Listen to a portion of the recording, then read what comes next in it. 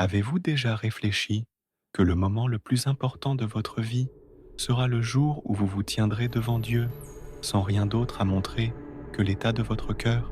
Pas de richesse, pas de statut, pas de réalisation, seulement la vérité de ce que vous êtes réellement devant lui. C'est le jugement divin et il est inévitable.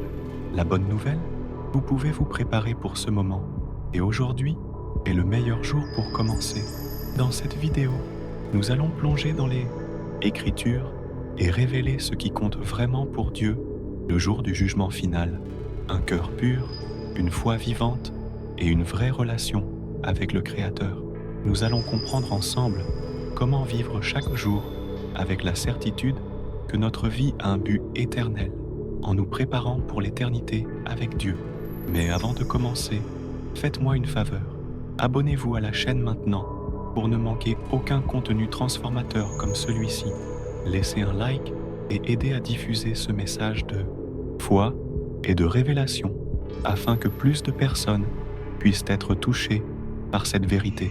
Vous ne voudrez pas manquer l'enseignement suivant qui pourrait changer votre parcours spirituel.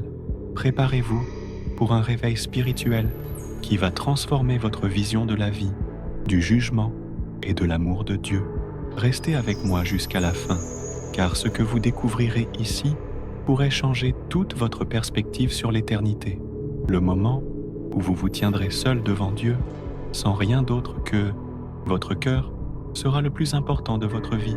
Tout ce que vous avez accompli sur terre, vos richesses, votre statut social, vos réussites, tout cela disparaîtra. Ce n'est pas ce qui va vous définir ce jour-là. Non, ce qui comptera, c'est votre relation personnelle avec Dieu, l'intégrité de votre cœur et la pureté de votre foi.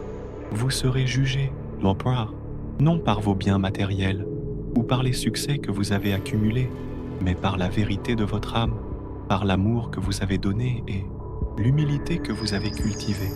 L'intensité de ce moment est inouïe, car il ne s'agit pas simplement d'un jugement, mais d'une révélation totale de votre être. Tout ce qui était caché sera mis à nu.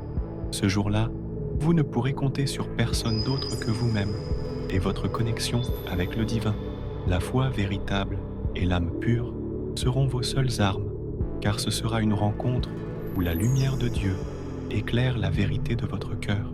C'est un moment inévitable, un passage que chacun devra affronter, quelle que soit sa situation sur terre. Si vous vous préparez à ce moment, en cultivant votre relation avec Dieu, vous serez prêt à faire face à tout ce qui viendra. Le désir sincère de chercher Dieu, de prier sans relâche et d'avoir une vie pleine de gratitude deviendra votre plus grande préparation. Vous pouvez courir après la gloire du monde pendant toute une vie, mais au moment du jugement, la seule chose qui comptera, c'est le propos divin inscrit dans votre âme. C'est à vous, seul, de comprendre que vous ne pourrez vous tenir que dans la lumière de Dieu ou dans l'ombre de votre propre éloignement spirituel. Mais n'oubliez jamais, la rédemption est encore possible. C'est l'instant crucial de votre vie où tout peut se transformer par la grâce de Dieu.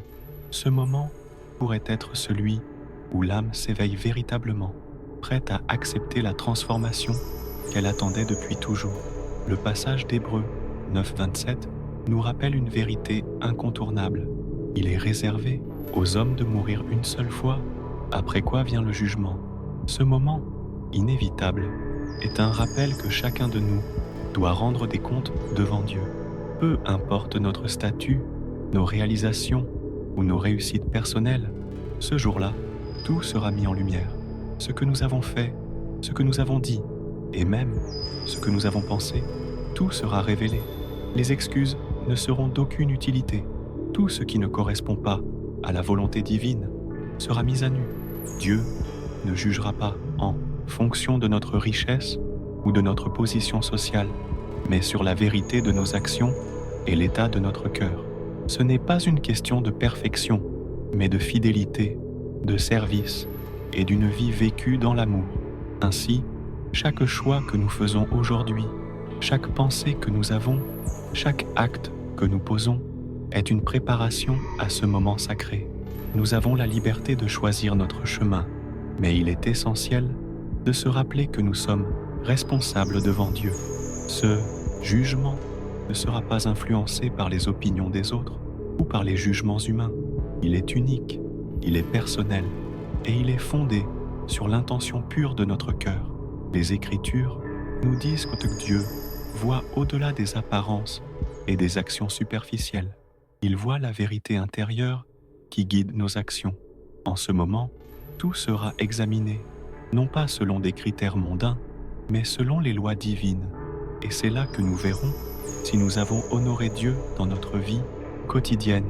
Tout ce que nous avons fait pour son gloire restera, et tout ce qui a été fait dans l'égoïsme ou pour notre propre intérêt s'effacera.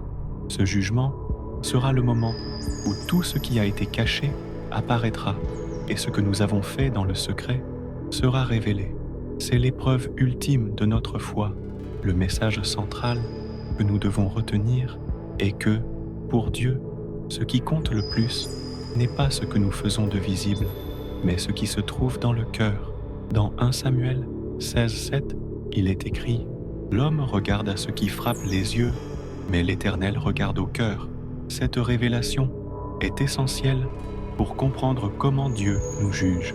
Il ne s'agit pas de nos réalisations externes ou de l'apparence que nous donnons aux autres, mais de la sincérité et de la pureté de notre relation avec lui. Le cœur est le lieu où Dieu cherche la fidélité, l'amour, l'humilité et l'obéissance. Ce ne sont pas nos actions religieuses extérieures qui déterminent notre jugement, mais l'état intérieur de notre âme. Dieu recherche un cœur qui, lui, est fidèle, qui le recherche sincèrement, qui désire avant tout le servir, même dans l'invisible. Ainsi, c'est la qualité de notre relation avec Dieu qui sera mise en lumière. Un cœur humble, plein de grâce et de reconnaissance, qui prie avec dévotion et vit dans l'amour de son prochain, voilà ce que Dieu valorise. Dans ce monde où les normes humaines nous poussent souvent à chercher la reconnaissance extérieure et les honneurs, il est facile de tomber dans la tentation de vouloir plaire aux autres plutôt qu'à Dieu. Mais tout cela est éphémère. Ce que Dieu cherche, c'est une relation authentique, une relation de cœur à cœur. Ce qui compte pour lui, c'est l'intention derrière chaque action, chaque parole, chaque pensée. Un acte fait dans l'amour de Dieu vaut bien plus que 1000 actions faites pour la gloire personnelle. La fidélité et la soumission à sa volonté, même dans les moments difficiles, sont les qualités que Dieu recherche chez ses enfants. Il ne cherche pas la perfection, mais une vraie relation où nous acceptons de nous abandonner à sa volonté divine, où nous choisissons d'honorer Dieu à travers nos vies, nos décisions et nos actions quotidiennes. Dans le livre de l'Apocalypse, il est écrit « Et les morts furent jugés selon leurs œuvres, d'après ce qui était écrit dans les livres. » Apocalypse 20, 12. Cette image puissante nous rappelle que, lors du jugement dernier, tout sera révélé, tout sera enregistré. Les livres ouverts symbolisent la vérité, la réalité de chaque vie vécue sur terre, chaque pensée, chaque action, chaque mot prononcé. Tout ce que nous avons fait, même dans le secret, sera mis en lumière. C'est une perspective qui devrait nous faire réfléchir profondément à notre manière de vivre chaque jour. La grâce de Dieu nous offre le salut, mais nos actions seront témoins de notre foi et de notre sincérité envers lui. Les livres ouverts sont un rappel que tout est sous l'œil, vigilant de Dieu, et que rien n'échappe à sa sagesse infinie. Le karma spirituel est enregistré dans ces livres. Chaque action, bonne ou mauvaise, contribue à l'équilibre de notre âme et à la rétribution qui en découle.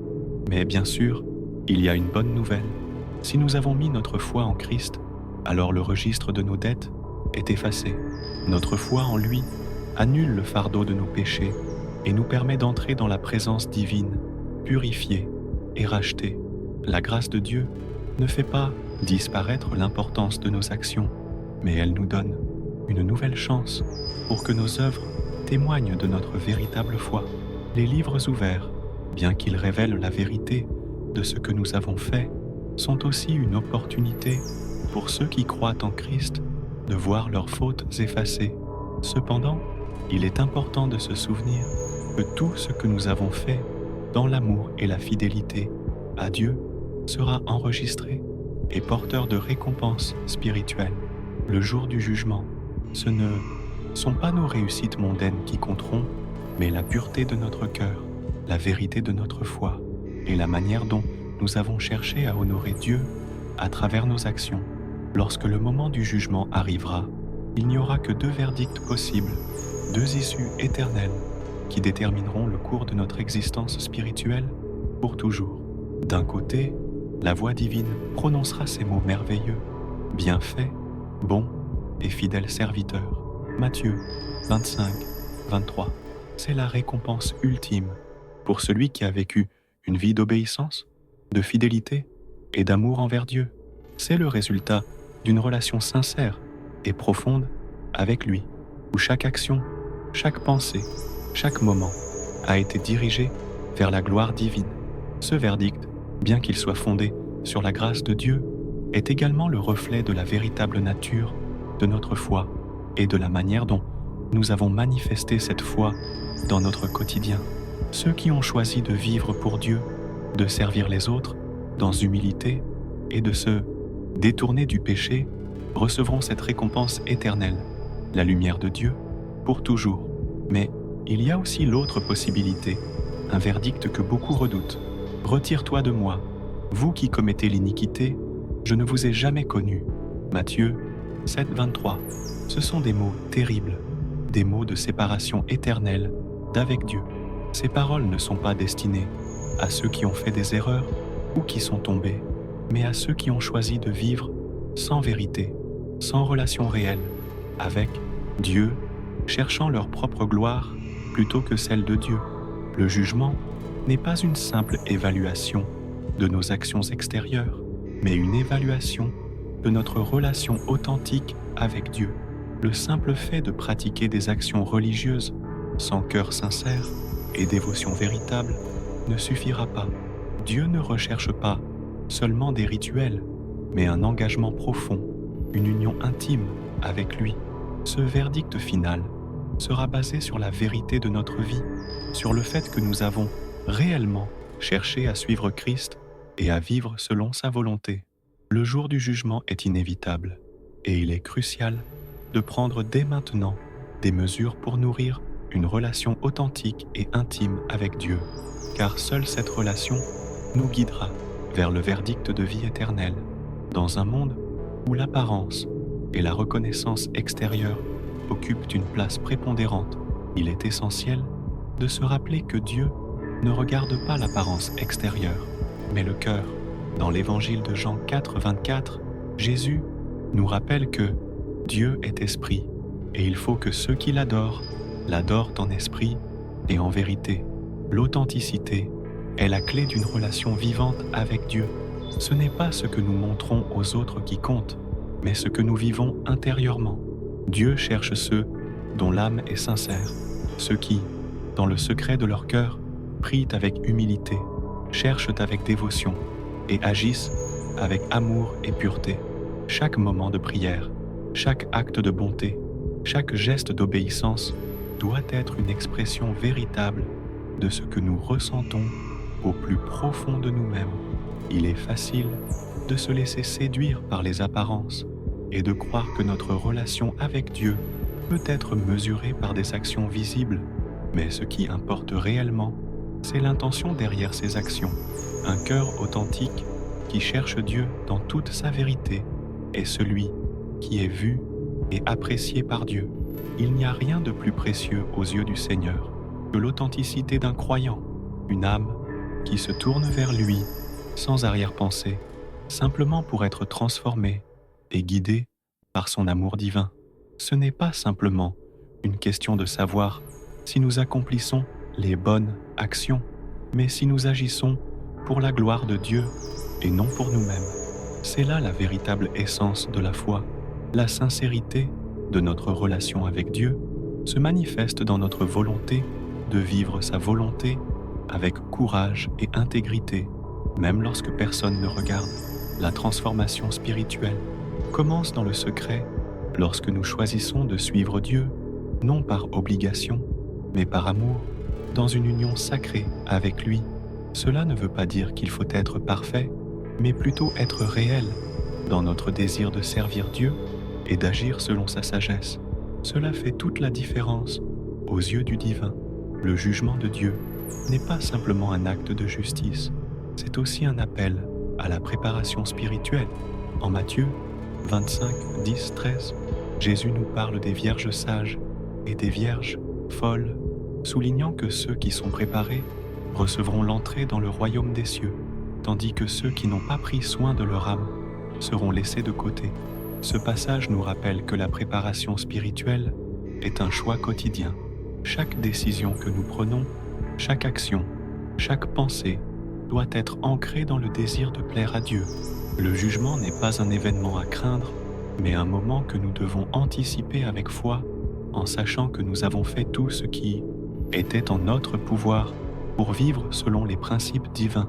Ce jugement est un examen de conscience, un moment où nous devrons montrer à Dieu que nous avons été de bons gardiens de notre foi et que nous avons suivi son chemin tout au long de notre vie. Se préparer spirituellement ne signifie pas seulement accomplir des actions religieuses, mais s'assurer que notre cœur est pur, que nous avons cherché Dieu dans chaque aspect de notre vie et que nous avons essayé d'aligner nos actions avec sa volonté.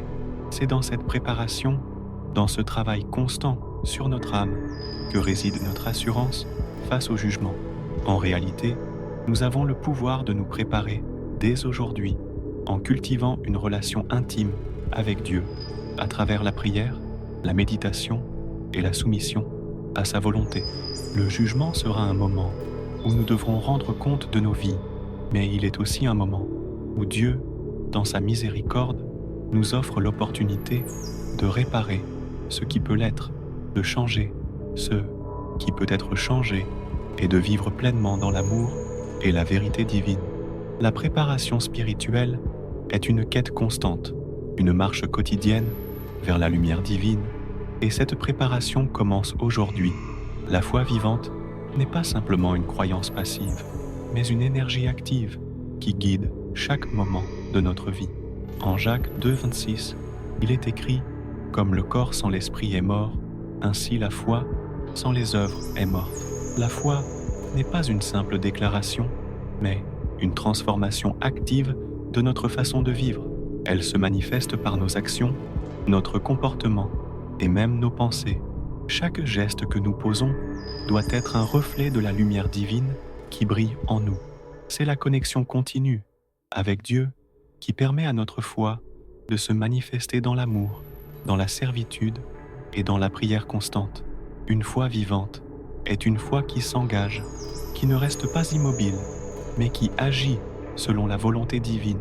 Ce n'est pas une foi de surface, mais une foi qui transforme et renouvelle continuellement notre cœur, nos actions et notre compréhension du monde spirituel.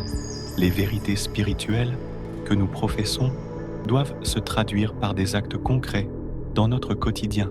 Si nous croyons en la puissance de Dieu, en sa présence constante, alors notre vie doit en témoigner. Cela peut se manifester par la bienveillance envers les autres, l'effort pour vivre dans la vérité et la détermination à suivre le chemin de Dieu.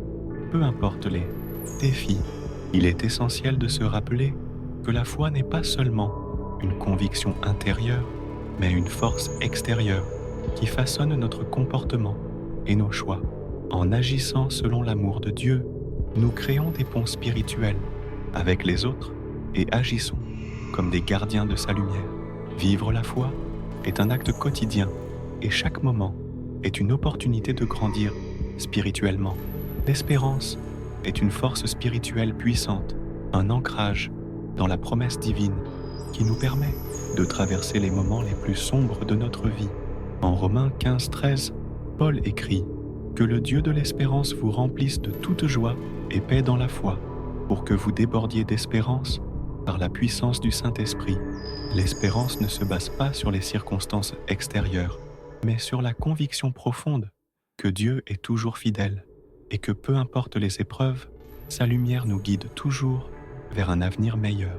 L'espérance spirituelle est un don de Dieu qui nous permet de rester confidents, même lorsque tout autour de nous semble incertain ou difficile.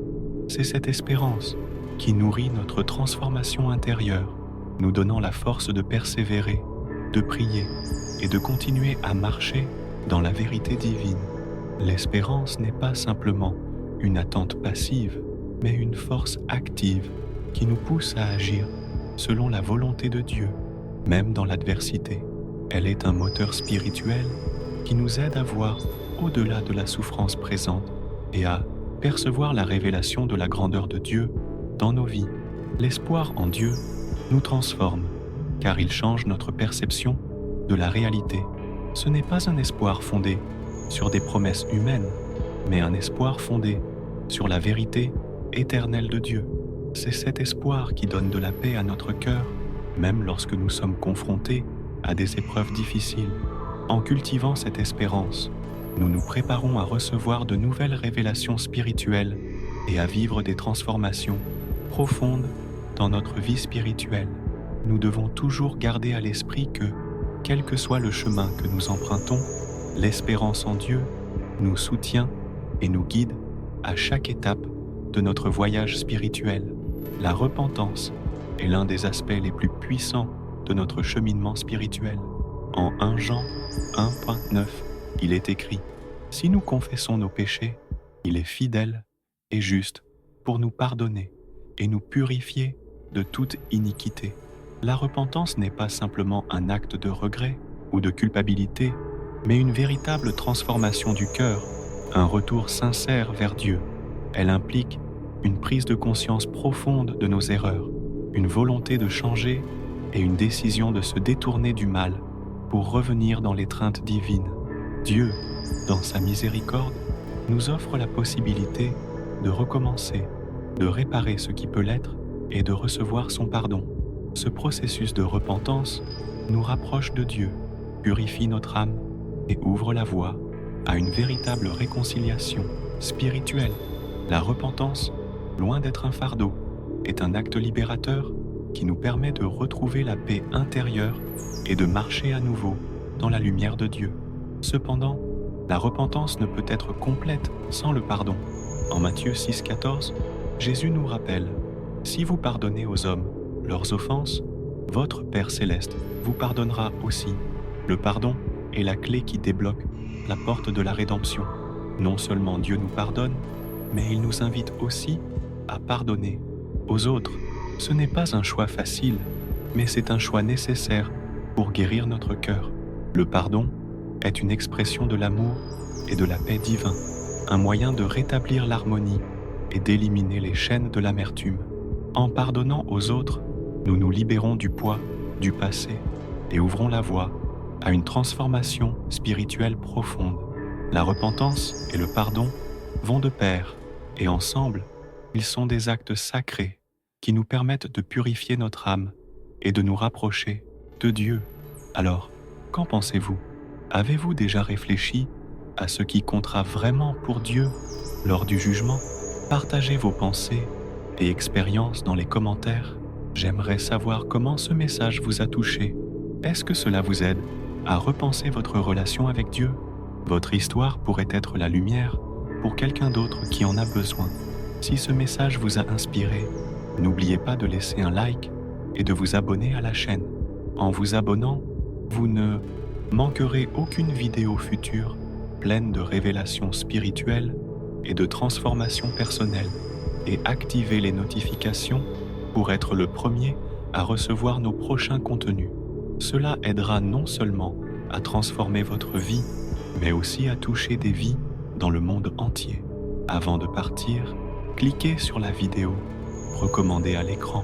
Vous ne voulez pas manquer ces enseignements profonds qui enrichiront encore davantage votre parcours spirituel.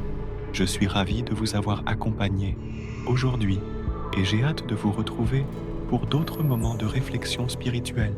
Que la paix de Dieu vous accompagne dans chaque étape de votre vie. À très bientôt sur cette chaîne.